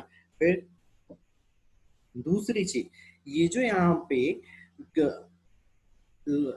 फॉलिकल सेल है ना, तो इन फॉलिकल सेल्स से क्या हो रहा था, यहाँ पे फर्टिलाइजिंग एंजाइम निकल रहा था। शुक्राणु के अंदर में से क्या निकल रहा है, एक्रोसोम था। एक्रोसोम में हमने बोला था इसमें पाचक एंजाइम थे। तो ये पाचक एंजाइम क्या हो रहा है अब यहाँ पे, ये अब बहुत लेट तो ये आ रहा है बच्चे, एक सेकेंड रुकना। Bhanu sir, Bhanu sir, Bhanu sir कुछ बोल रहे थे आप? भानु सर? नहीं नहीं नहीं नहीं बोल रहा था। जी सर। तो बेटा ये कैसे हुई, अब शुक्राणु के अंदर में क्या थे, यहाँ पे पाचक एंजाइम थे, है ना। ये पाचक एंजाइम क्या हो रहा है यहाँ पे फॉलिकल सेल्स के साथ में एंटी जो फर्टिलाइजिंग एंजाइम है उसके साथ में मिलके लाइसिन बनाते हैं ना। तो ये भी याद रखना है, लाइसिन क्या होता है, एक अम्लीय अम्लीय प्रोटीन बनाती है ना, प्रोटीन बनाती है। और जो एंजाइम रहता है उसमें वो क्या रहता है, हाइलुरिडिनेज। हाइलुरिडिनेज अभी हमने बताया था कि ये कौन बच्चा है यार, हाइलुरिडिनेज एंजाइम रहता है जो क्या करता है, यहाँ फॉलिकल सेल से स्रावित होने वाले एंटी फर्टिलाइजिंग एंजाइम के द्वारा उसको साथ में मिलके लाइसिन बना ले रहा है, ठीक है। और इस तरह से क्या हो रहा है, ये जो यहाँ पे स्पर्म इसका एक्रोसोम हट जाता है और अंदर साइड में क्या आ जाता है, जो भी अनुवांशिक पदार्थ रहते हैं शुक्राणु के अंदर के वो यहाँ पे अंदर आ जाते हैं। और जब अंदर आ जा रहे हैं तो इसको क्या बोल रहे हैं यहाँ पे, कैरियोगैमी बोलते हैं, है ना। कैरियोगैमी का मतलब ये चीज हो रहा है कि जो अनुवांशिक पदार्थ है वो आपस में मिक्स हो जाना, है ना, कैरियोगैमी। और ये जो हमने निषेचन देखा, निषेचन को ही एक और वर्ड बोलते हैं सिनगैमी, है ना। फर्टिलाइजेशन मतलब होता है सिनगैमी या युग्मकों का संलयन। और इन शुक्राणु और अंडाणु के गुणसूत्रों के मिलने की प्रक्रिया कहलाती है कैरियोगैमी, ठीक है। तो ये वर्ड भी याद रखना है, कैरियोगैमी, है ना। उसके बाद यहाँ पे जैसे यहाँ पर ये शुक्राणु का अनुवांशिक पदार्थ हो गया, है ना। दूसरा ये यहाँ पर क्या हो गया, अंडाणु के अनुवांशिक पदार्थ हो गए। ये अंदर आना तो कैरियोगैमी हो गई कि ठीक है यहाँ पे मिल गया, लेकिन इन दोनों का आपस में मिक्स होना और क्रॉसिंग ओवर करना क्या कहला रहा है यहाँ पर, एम्फीमिक्सिस, है ना। एम्फीमिक्सिस कहलाता है ना, अनुवांशिक पदार्थों का आपस में मिक्स हो जाना, ठीक है। तो ये होती है यहाँ पे एक प्रजनन की फर्टिलाइजेशन की पूरी प्रोसेस कंप्लीट, है ना। ठीक है, इतना याद रहेगा सारे लोगों को। एक बार थोड़ा सा रिवाइज कर लेते हैं एकदम स्पीड से। तो कुछ चीजें याद रखना है कि ये जो शुक्राणु है, शुक्राणु के एक्रोसोम में गोल्जी बॉडी रहते हैं। गोल्जी बॉडी के यहाँ पे पाचक एंजाइम का स्त्रावन करते हैं और ये पाचक एंजाइम ये क्या करते हैं, अंडाणु में उसको प्रवेश करने में मदद करते हैं ना। और फिर यहाँ पे दो सेंट्रियोल उपस्थित रहते हैं, एक समीपस्थ रहता है, एक दूरस्थ रहता है। फिर यहाँ पे माइट्रोकांड्रिया के बादल रहते हैं जो इस स्पर्म को ऊर्जा प्रदान करते हैं। यहाँ पे एक रिंग सेंट्रियोल रहता है जिसका कार्य अभी तक पता नहीं है। और यहाँ पे टैल रहती है जिसमें 9+2 की व्यवस्था रहती है। और जो शुक्राणु है, शुक्राणु को या वो पूछता है सार्टोली सेल का क्या कार्य है ना। तो सार्टोली सेल का क्या कार्य है, शुक्राणु को पोषण देना, है ना। शुक्राणु को पोषण देना, ये सार्टोली सेल का कार्य, शुक्राणु को पोषण देना। ये चीज हमको अच्छे से याद रखना है ना, ठीक है। दूसरी चीज क्या हो रही थी, अंडाणु में क्या चीज हो रहा है, यहाँ पे केंद्रक में सारे अनुवांशिक पदार्थ है। अगुणित संरचना रहती है, जोना पैलोसिडा अंदर की अकोशिकीय परत रहती है। क्या रहती है, अकोशिकीय परत। दूसरा यहाँ पर ये क्या, कोरोना रेडिएटा, इसमें फॉलिकल सेल उपस्थित रहती है जिससे अंडाणु पोषण प्राप्त करता है। और ओवरी से अंडाणु का बाहर आना, ओवुलेशन किस हार्मोन के द्वारा आता है, तो LH हार्मोन के द्वारा आता है, ठीक है। फिर यहाँ पे जो निषेचन हो रहा है, निषेचन में क्या चीज हो रही है, एक रासायनिक प्रक्रिया के कारण शुक्राणु अंडाणु की ओर गति करता है और उसके साथ में निषेचित होता है ना। या फिर यहाँ पर जो शुक्राणु और अंडाणु है उनका जो मिल रहे हैं, तो यहाँ जो गुणसूत्र मिल रहे हैं वो क्या कहला रहे हैं, ये बहुत लेट आई है बच्चे तो खत्म होने में। तो ये क्या कहला रहा है यहाँ पे, कैरियोगेमी कहला रहा है, और एम्फीमैक्सिस कहलाता है इन पदार्थों का आपस में मिक्स हो जाना। ठीक है, इतनी चीजें यहाँ पे याद रखना है ना। और जो स्पर्म है वो अंडाणु के अंदर में प्रवेश करने के लिए लाइसिन नामक अम्लीय प्रोटीन का स्त्रावन करता है, जिसके कारण ये जो फॉलिकल सेल है ये सब विघटित हो जाती है। जो यहाँ पे जोना पेलुसिडा है ये भी विघटित हो जाती है और केंद्रक अंदर की ओर में प्रवेश कर जाता है। ठीक है, फिर एक और चीज रह गई थी यहाँ पे, यहाँ ये स्ट्रक्चर में देखो, यहाँ पे एक कोन बन रहा है ना। ये जैसे अगर ये अंडाणु है तो यहाँ से क्या बन रहा है, ये ऐसे शुक्राणु के साथ में एक कोन बन रहा है। तो ये क्या कहलाता है, फर्टिलाइजेशन कोन। निषेचन शंकु का निर्माण कहाँ पर होता है, अंडाणु की सतह पर होता है ना। ये शंकु का निर्माण, ये एक शंकु के जैसे, मैंने अभी यहाँ अच्छे से नहीं बना, पर अगर हम इसको ऐसे शंकु के जैसे, क्योंकि अब ये ऐसे ही बनेगा ना यहाँ पे, क्योंकि ये इसका एक्रोसोम तो यहाँ से विघटित हो गया है, तो यहाँ एक शंकु का निर्माण हो रहा है। वो क्या कहला रहा है, फर्टिलाइजेशन शंकु कहला रहा है। ठीक है, फिर निषेचन में रासायनिक प्रक्रिया में कौन सा हार्मोन, तो एक और हार्मोन रहेगा, या ये जो हार्मोन है वो क्या कहलाते हैं, जो फर्टिलाइजिंग और एंटी फर्टिलाइजिंग हार्मोन के द्वारा क्या हो रहा है, इनमें केमिकल रिएक्शन हो रही है ना। फिर निषेचन के प्रकार। ठीक है, अब निषेचन के प्रकार में क्या चीज हो रही है, दो प्रकार का निषेचन रहता है ना। दो प्रकार का निषेचन रहता है, मतलब क्या हो रहा है उसमें, एक रहता है बाह्य निषेचन और एक रहता है आंतरिक निषेचन, है ना।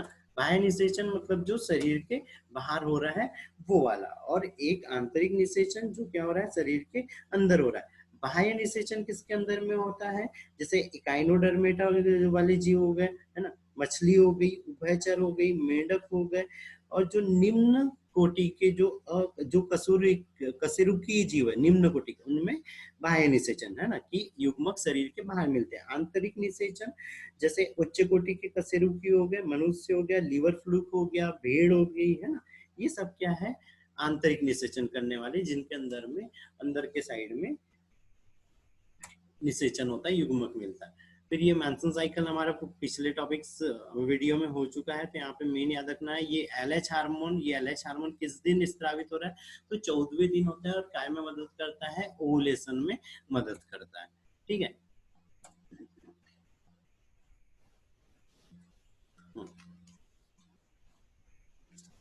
एक सेकंड बच्चों,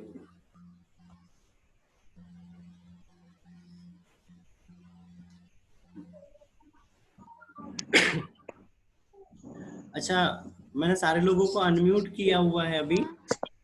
किसी को कुछ अगर बोलना हो तो वो शायद बोल सकते, पर एक साथ बोलेंगे तो समझ नहीं आएगा।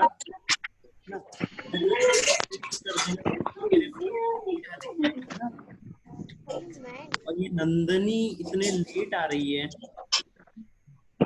ये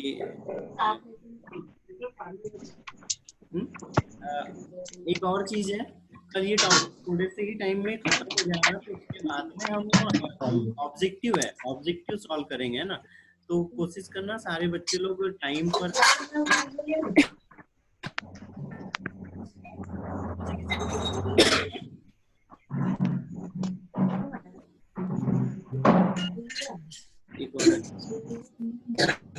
ये नैना है शायद, है ना। नैना क्या हुआ,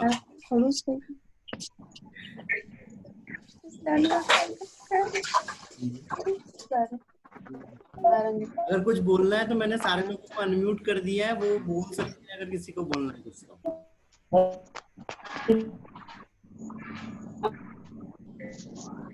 लगता है नहीं बोलना है, ठीक है, मैं फिर से म्यूट कर रहा हूँ सारे लोगों को, और फिर थोड़ा सा और बचा हुआ है तो आगे बढ़ जाते हैं। ठीक है,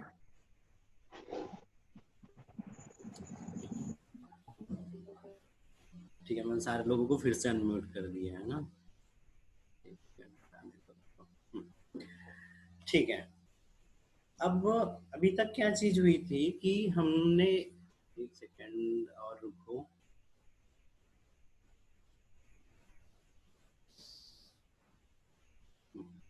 ठीक है, मैंने मेरा वीडियो बंद कर, ठीक है।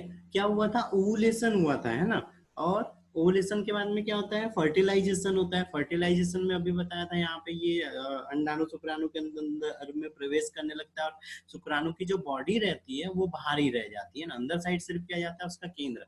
अब ये जो संरचना बनी ये क्या है, यहाँ पे जाइगोट है ना। अब एक छोटा सा डिफरेंस याद रखना है। अच्छा, ये वाला डिफरेंस तो सारे लोग मेरे को बताएंगे कि जाइगोट है ना और एम्ब्रियो में क्या अंतर होता है ना।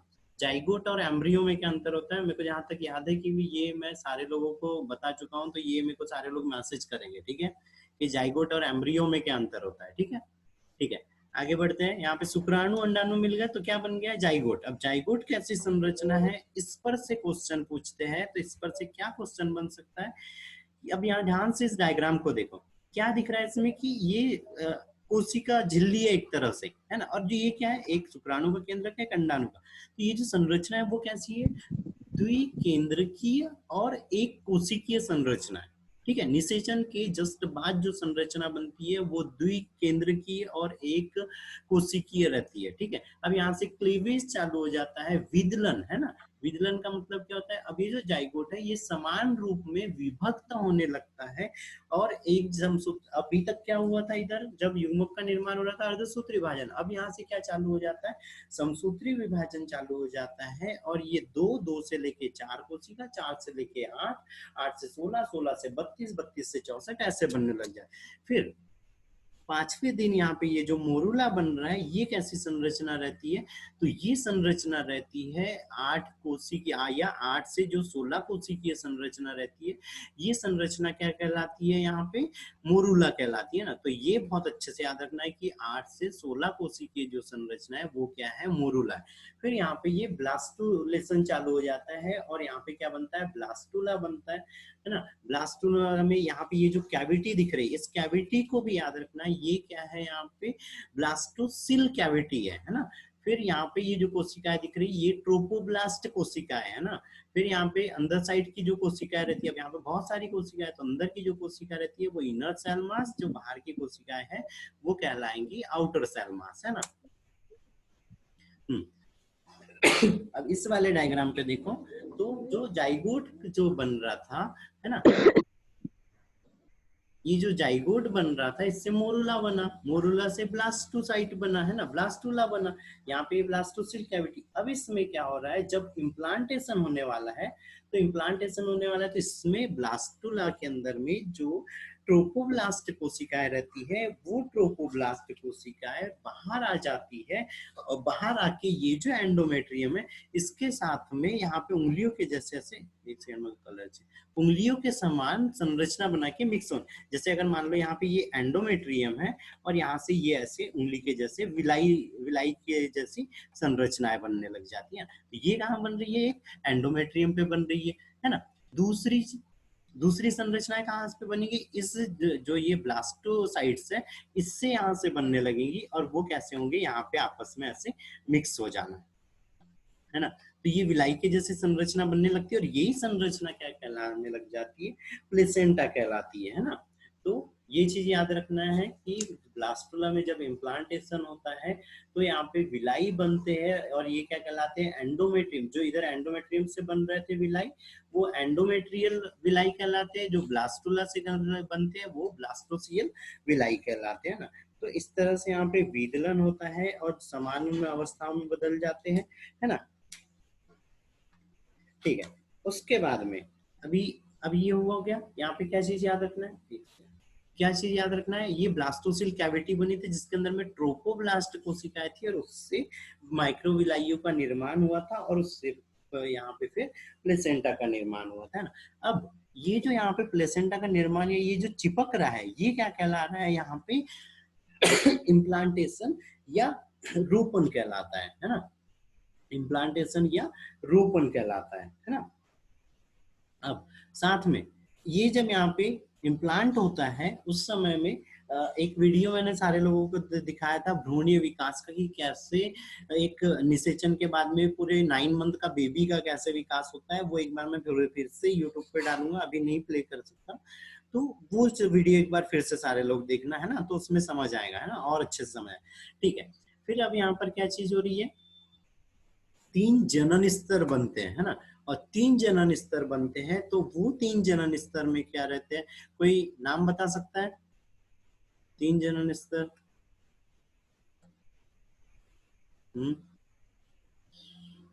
अच्छा, मुझे हटाना, कोई नाम बता सकता है क्या तीनों जनन स्तर के? हाँ सही बोल रहे हो, कौन बोल रहे हो, अच्छे से बोलो। लेकिन एंडोडर्म और मेसोडर्म है ना, ये 3 जनन स्तर रहते हैं ना। तो अब जो चीज जो है, अब मैं जो बता रहा हूँ वो बहुत ध्यान से सुनना है ना। जनन स्तर कितने रहते हैं? 3 रहते हैं, एक्टोडर्म, एंडोडर्म और मेसोडर्म रहते हैं, है ना। ये क्या है? जनन स्तर है ना, जिनसे अलग अलग तरह के हमारे शरीर के ऑर्गन बनते हैं। फिर दूसरी चीज आती है यहाँ पे बाह्य भ्रूणीय झिल्लियां, है ना। बाह्य भ्रूणीय झिल्लियां मतलब एक्स्ट्रा एम्ब्रियोनिक मेम्ब्रेन, है ना, या अतिरिक्त भ्रूणीय झिल्लियां, है ना। तो अतिरिक्त भ्रूणीय झिल्लियां कितनी होती है, ये किसी को पता है? फिर से मैंने अनम्यूट कर दिया है, बोल सकते हैं किसी को पता हो तो। अतिरिक्त भ्रूणीय झिल्लियां क्या कितनी होती है? एक्स्ट्रा एम्ब्रियोनिक मेम्ब्रेन कितनी होती है?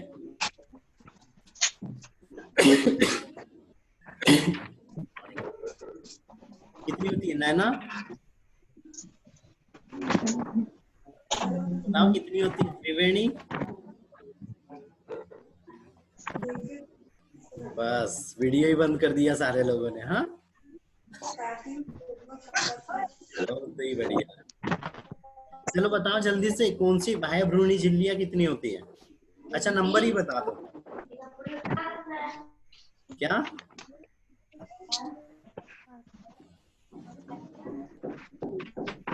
बेटा बताना पड़ेगा कुछ। बोल रहे हैं कि कोई नहीं बोलोगे, मेरे को पता है कोई नहीं बोलोगे, दफर हो।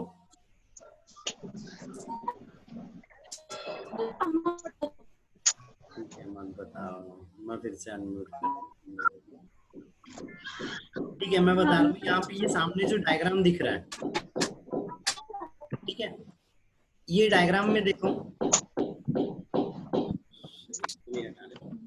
डायग्राम में कुछ दिख रहा है क्या कहीं? कुछ किसी को नहीं दिखेगा? ठीक है ठीक है, हम यहाँ दूसरी चीज देख लेते हैं, फिर मैं बता रहा। ये क्या बन गया यहाँ पे? प्लेसेंटा बन गया, है ना। ये क्या बन गई यहाँ पे? अम्बिलिकल कॉर्ड, जो मदर से बेबी को जोड़ के रख रही है और उसको सारा पोषक पदार्थ वगैरह प्रदान कर रही है ना। फिर ये योग से एक बना हुआ है, ये एम्ब्रियो बना हुआ है ना, और यहाँ पे ये क्या है? म्यूकस प्लग है जो सर्विक्स को बंद रखता है प्रेगनेंसी के टाइम में, है ना। ठीक है, अब एक और चीज है यहाँ पर, इम्प्लांटेशन बताया हमने। तो इम्प्लांटेशन का कैविटी यहाँ पे माथा जननक में, ये क्या था? यूट्रस कैविटी, है ना। और ये क्या है यहाँ पे? एंडोमेट्रियम। यहाँ पर इम्प्लांटेशन हो, पर ये नॉर्मल कंडीशन है ना। नॉर्मल कंडीशन के अलावा और कहीं पे इम्प्लांटेशन हो जाता है, इसीलिए क्या कहलाता है ना। ये चीज भी हमको अच्छे से याद रखना है कि जब ये जो इम्प्लांटेशन होता है, ये इस यूट्रस में ना पे बाहर साइड हो जा रहा है, तो क्या कहलाता है ना? तो वो कहलाती है एक्टोपिक प्रेगनेंसी। ठीक है, एक्टोपिक प्रेगनेंसी मतलब जो एम्ब्रियो है यूट्रस को छोड़ के कहीं और इम्प्लांट होना, है ना। अब यूट्रस को छोड़ के कहीं और इम्प्लांट होना मतलब क्या चीज हो रहा है कि ये जो एम्ब्रियो है ये यहाँ पर भी इम्प्लांट हो सकता है, इधर फैलोपियन ट्यूब है उसमें भी हो सकता है, यहाँ एब्डोमेन है यहाँ पे भी हो सकता है, यहाँ ये एंडोमेट्रियम है इस ओरी के नीचे साइड में, यहाँ इम्प्लांट हो सकता है, ये फंडस है यहाँ पे इम्प्लांटेशन हो सकता है, अगर इस साइड से ओरी जा रही यहाँ पे ये फंडस की बॉडी में इम्प्लांट हो सकता है। अब ये जो चीजें हो रही है ये दरअसल क्यों हो रही है? किसी भी एबनॉर्मलिटी के कारण हो रही है, या कोई मेडिसिन जो प्रेगनेंसी टाइम में नहीं खानी चाहिए उसके कारण। तो ये चीज याद रखना है, भ्रूण का यूट्रस के अलावा कहीं और इम्प्लांट होना एक्टोपिक प्रेगनेंसी कहलाता है। और क्यों होता है? या तो यहाँ पे ये फिजिकल स्ट्रक्चर अच्छे से डेवलप नहीं है, इसलिए कोई मेडिसिन वगैरह खा ली है उसके कारण ये चीज हो जाती है। ठीक है, चलो अभी अब मैंने बताया था वो जो एक्स्ट्रा एम्ब्रियोनिक मेम्ब्रेन है ना, तो एक्स्ट्रा एम्ब्रियोनिक मेम्ब्रेन है ना। ये 1 मिनट में ये सब मिटा दूं, है ना। अब यहाँ पे नाम दिख रहे होंगे शायद सारे लोगों को, तो देख कर बता दो कि क्या है।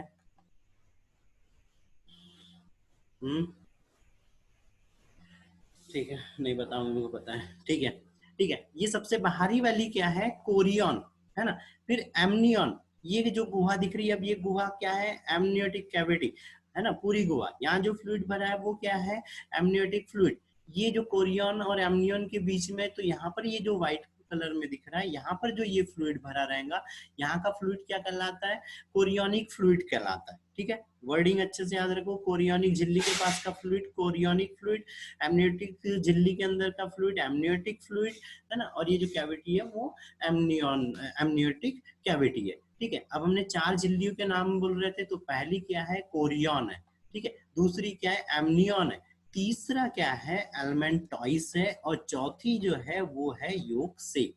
ठीक है, तो ये 4 रहती है अतिरिक्त भ्रूणीय झिल्लियां। अब इनके थोड़े से कार्य भी याद रखना है। तो एमनियन कोरियन तो बाहर साइड से है, तो ये इसको सुरक्षा प्रदान कर रही है, सूखने से बचा रही, बाहरी धक्कों से बचा रही। अब तीसरी झिल्ली है ना, एमनियोट, ये एलमेंटॉइस है ना। एलमेंटॉइस क्या रहता है, एक तरह का यूरिनरी ब्लेडर रहता है, जो उत्सर्जी पदार्थों को संचित करके रखता है। ठीक है, तो ये चीज याद रखना है। ये जो यहाँ पे एलमेंटॉइस है, ये क्या है, एक तरह का यूरिनरी ब्लेडर है। लास्ट और चौथी क्या है, योगसेक। जब ये भ्रूण या ये जो अम्लाइकल कॉर्ड यहाँ से विकसित हो रही, ये जब अच्छे से विकसित नहीं होती है, प्लेसेंटा के साथ में फूड वगैरह का एक्सचेंज नहीं हो पाता है, तो जो भ्रूण है उसको जो पोषण मिल रहा है, वो पोषण कहाँ से मिल रहा है, इस योगसेक के द्वारा मिलता है। ठीक है, और ये जो एलेंटॉइस है, वो एलेंटॉइस क्या है, यूरिनरी ब्लेडर है, जो उत्सर्जी पदार्थों को जमा करके रखता है। ठीक है, इतनी ही चीजें यहाँ से याद रखना है ना। ठीक है,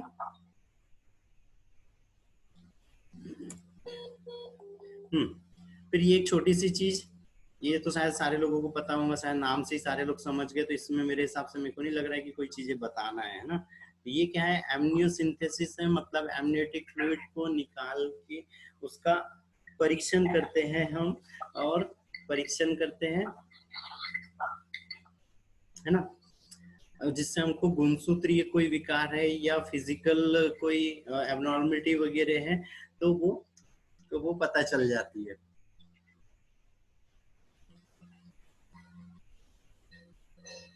ठीक है, तो ये क्या है, एमनियोसिंथेसिस, है ना।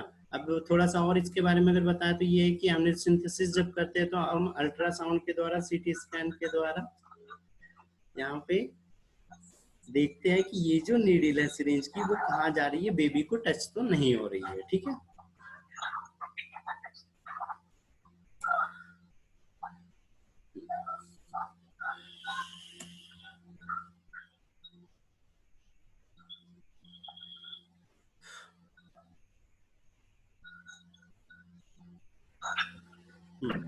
ठीक है, मैंने फिर से सारे लोगों को अनम्यूट कर दिया है। मेरे हिसाब से घंटा हो गया है ना, तो इतना आज के लिए काफी है, इतना काफी है आज।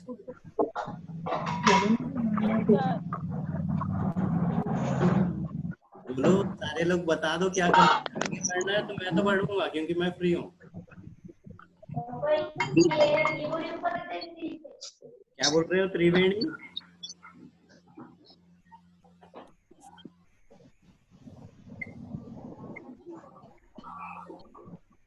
नैना क्या करना है बेटा, बताओ, आगे बढ़ना है या हो गया?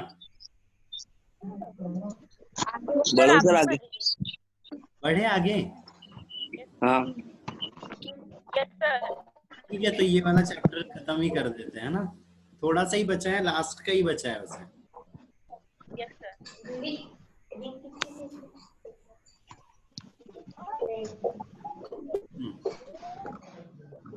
ठीक है, फिर से म्यूट करना पड़ेगा।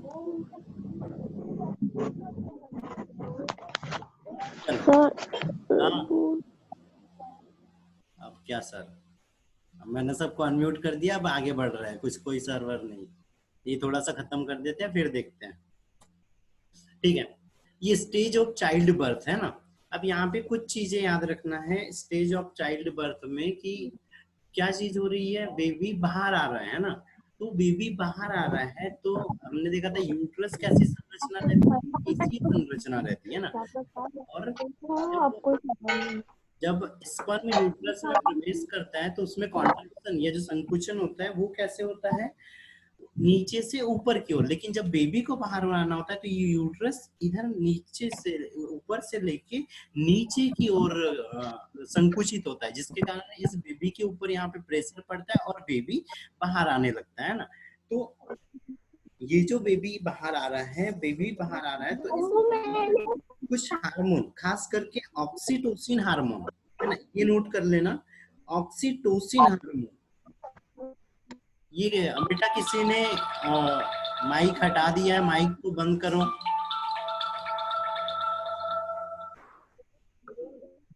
माइक बंद करो।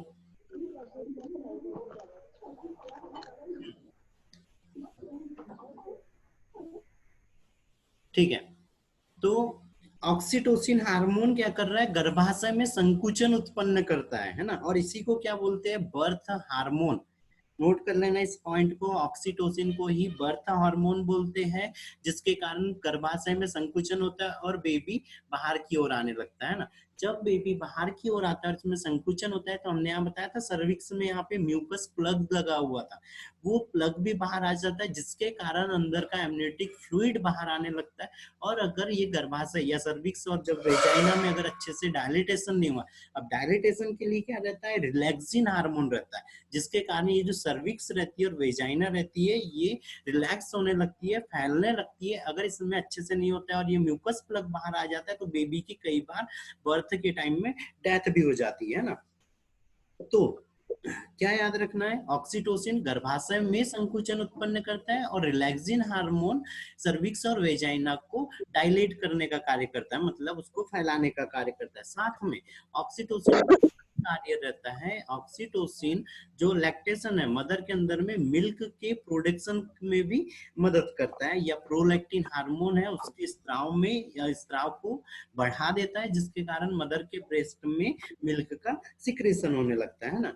दूसरी चीज, जब ऑक्सीटोसिन स्त्रावित होता है, प्रोजेस्टेरॉन जो है वो भी क्या होता है, थोड़ा थोड़ा स्त्रावित होता है और वो गर्भाशय में संकुचन को रोकने लगता है ना। तो इसीलिए अगर कोई हार्मोनल डिस्टरबेंस भी है तो भी यहाँ पे बेबी नॉर्मल डिलीवरी, मतलब नॉर्मल डिलीवरी नहीं हो पाती है ना। तो उसके लिए ऑक्सीटोसिन हार्मोन का ज्यादा स्त्रावित होना जरूरी होता है ना। फिर ये बेबी अब यहाँ पे बाहर आ गया तो इसको हम अम्बिलिकल कॉर्ड, ये जो प्लेसेंटा के साथ जुड़ी हुई है, इसको कट कर देते हैं और बेबी को मदर से हटा देते हैं। फिर यहाँ पर ये दो हम बेबी बर्थ की मेथड देख रहे हैं, एक सी सेक्शन है, मतलब सिजेरियन जो हम नॉर्मल भाषा में बोलते हैं सिजेरियन है ना, और एक क्या है नॉर्मल डिलीवरी। नॉर्मल डिलीवरी में बेबी क्या हो रहा है, सर्विक्स और वेजाइना के द्वारा बाहर आ रहा है, ठीक है, किसके द्वारा, सर्विक्स और वेजाइना। और सी सेक्शन में सर्विक्स और वेजाइना में क्योंकि डायलिटेशन नहीं होता है तो एब्डोमेन के ऊपर में हम एक कट लगा देते हैं और यहाँ से बेबी को बाहर निकाल लेते हैं, ये सिजेरियन कहलाता है। और ये जो मेथड है ये क्या थी, पहले के टाइम में यूज होती थी है ना, अब यूज नहीं होती है। अब यूज क्या हो रहा है, जो एनस है और जो वेजाइना है उसके बीच में जो पेरिनियम वाला भाग रहता है वहां पर कट लगा देते हैं, जिसके कारण ब्लीडिंग भी कम होती है और आसानी से वहां पे जो घाव बनता है वो घाव भी जल्दी भर जाता है ना। तो उसको क्या, वहां कौन से एरिया में कट लगाते हैं, पेरिनियम रीजन में, जिसके कारण आसानी से वो जो एरिया है बेबी के बर्थ आने के लिए, बर्थ के लिए वो बढ़ जाता है। तीसरी चीज अब इस वाली चीज में ही याद रखना है, जो सर्विक्स और वेजाइना है उसी को क्या बोलते हैं, बर्थ कैनाल भी बोलते हैं, है ना। बर्थ कैनाल का मतलब जनन नाल, ठीक है, जनन नाल बोलते हैं। और इसमें क्या रहती है, दो भाग रहते हैं, एक सर्विक्स दूसरी वेजाइना रहती है ना, ठीक है। फिर यहाँ पे ये अलग अलग जीवों का गैस्ट्रेशन पीरियड दिया हुआ है, गर्भावस्था काल दिया हुआ है ना। तो ये हमको यहाँ पे याद रखना है, मेन तो ह्यूमन का कि कितना रहता है, 270 से लेके 290 दिन रहता है। दिन में पूछता है तो ये बताना है, वीक में पूछता है तो 44 बताना है, और अगर मंथ में पूछता है ना, तो मंथ में कितना रहता है, 9 मंथ रहता है ना। ये इजी चीज है। ठीक है, लास्ट चीज आती है बेबी के बर्थ के बाद में लैक्टेशन, है ना। तो लैक्टेशन में अभी बताया था, सबसे पहले क्या हो रहा है, पीयूष ग्रंथि के द्वारा ये ऑक्सीटोसिन स्त्रावित हुआ। ऑक्सीटोसिन ने प्रोलैक्टिन को, जो मेमिक्री ग्लैंड है ना, यहाँ पे ब्रेस्ट के अंदर में क्या रहती है, मेमिक्री ग्लैंड रहती है, ये क्या होती है, स्टिमुलेट होती है बेबी के सक करने से, जिसके कारण प्रोलैक्टिन हार्मोन स्त्रावित होता है। और ये प्रोलैक्टिन हार्मोन मदर की मेमिक्री ग्लैंड के द्वारा मिल्क के स्त्राव को बढ़ाने में मदद करता है ना। अब ये जो फर्स्ट मिल्क रहता है ना, अब यहाँ पे बहुत अच्छे से याद रखना कि जो मदर का जो फर्स्ट मिल्क रहता है वो क्या कहलाता है, कोलेस्ट्रम कहलाता है। और ये कोलेस्ट्रम ही क्या रहता है, इसमें बहुत ज्यादा पोषक पदार्थ रहते हैं। कैसा रहता है, ये गाढ़ा, चिपचिपा और पीले कलर का रहता है। ठीक है, फिर कोलेस्ट्रम के अंदर में कौन सी एंटीबॉडी रहती है, ये भी याद रखना है। तो कोलेस्ट्रम के अंदर में IgM और IgG एंटीबॉडी उपस्थित रहती है। ठीक है, ठीक है, एक ये चैप्टर हो गया। अब इतना ही था, इसमें इतनी ही चीजें याद रखना है ना, जितनी चीजें बताई है ये। और इसके जो कुछ नोट्स भी हैं वो भी मैं ग्रुप में सेंड कर दूंगा। लेकिन मैंने एक चीज पूछी थी शायद, क्या पूछा था, हाँ, जाइगोट और एम्ब्रियो में डिफरेंस, है ना। जाइगोट और एम्ब्रियो में जो डिफरेंस बताएगा उन लोगों को मैं नोट्स सेंड कर दूंगा। ठीक है, जो नहीं बताएगा उसको तो नहीं मिलेगा।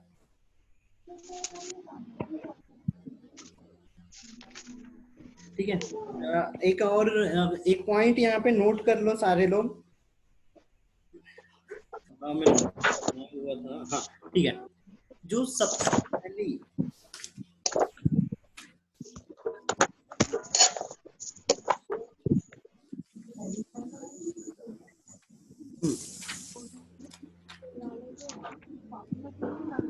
हाँ सर बताएं। हाँ बता दो। जायगोट शुक्राणु और अंडाणु से मिली हुई द्विगुणित संरचना होती है, और एम्ब्रियोन बहुकोशिकीय संरचना होती है।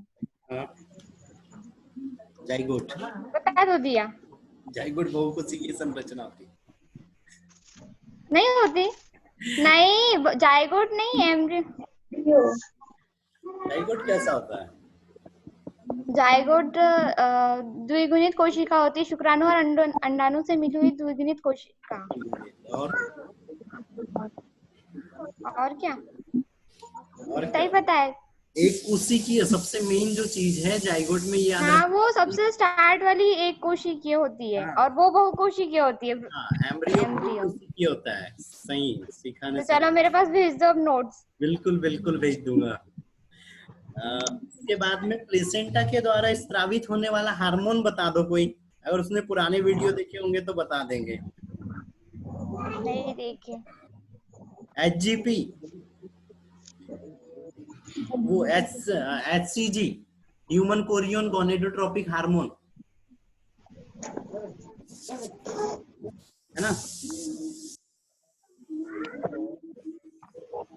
अच्छा चलो, एक पॉइंट और नोट कर लो सारे लोग। यूट्राइन मिल्क, यूट्राइन मिल्क क्या होता है? अभी देखो हमने लैक्टेशन देखा था, उसमें मदर का जो ब्रेस्ट से जो निकल रहा था वो वाला मिल्क क्या कहला रहा था? कोलेस्ट्रम कहला रहा था, है ना। ये क्या है? Uterine milk. यूट्राइन मिल्क का मतलब जो एंडोमेट्रियम है उससे जो सिक्रेशन होता है और जिसमें पोषक पदार्थ रहते हैं जो प्लेसेंटा से होते हुए बेबी में जा रहा है, वो क्या कहलाता है? यूट्राइन मिल्क कहलाता है। ठीक है,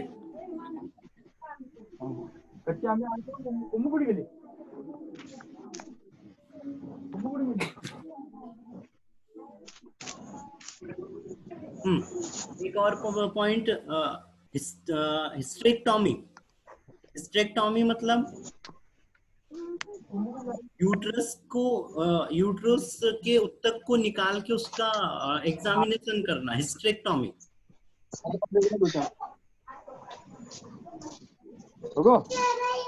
यूट्रस के उत्तकों का अध्ययन करना या वहां से उत्तकों को निकालना, हिस्टेरेक्टोमी।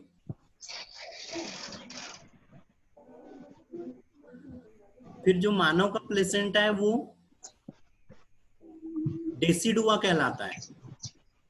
डेसिडुआ, मानव का प्लेसेंटा डेसिडुआ कहलाता है।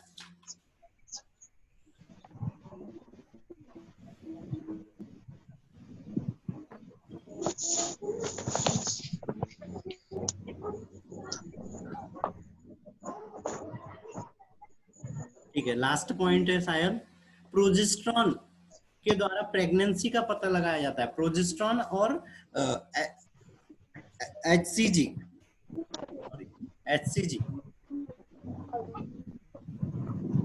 प्रेगनेंसी कंफर्म करी जाती है ना।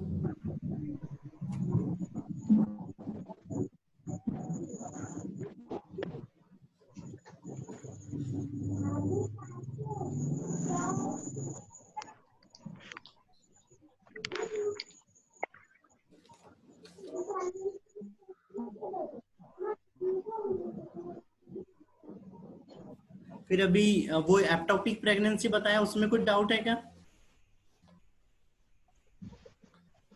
एप्टोपिक प्रेगनेंसी में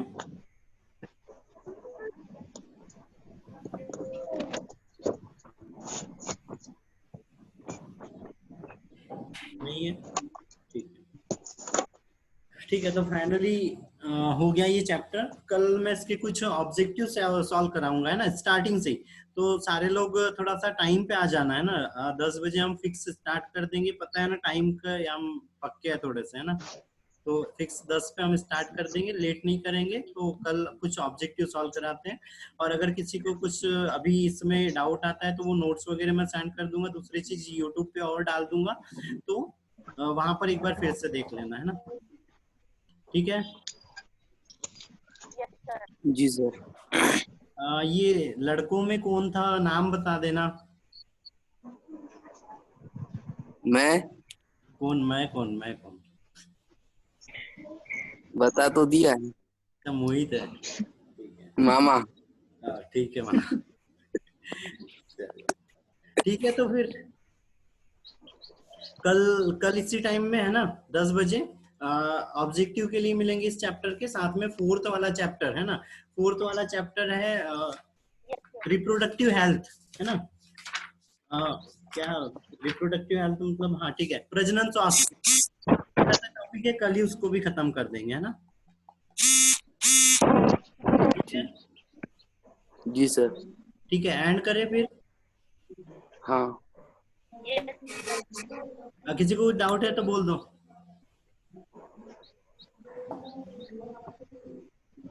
नहीं है?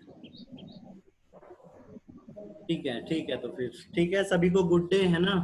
ध्यान रखो और थोड़ा सा पढ़ लेना।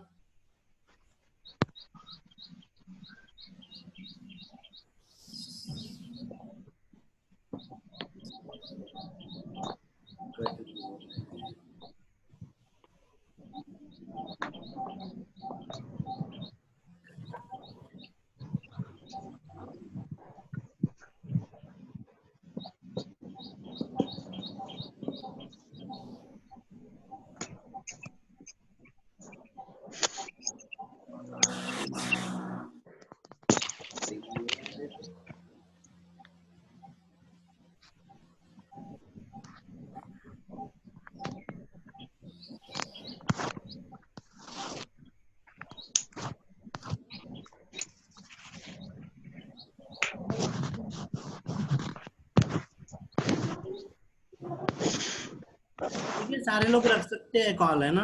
वो हाँ सुनो सर, 1 मिनट, वो एंड मीटिंग करना, नहीं तो तुम लोगों का डाटा खर्च होते रहेगा।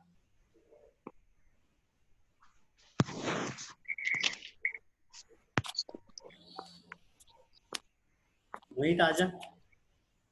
हाँ आ रहा हूँ।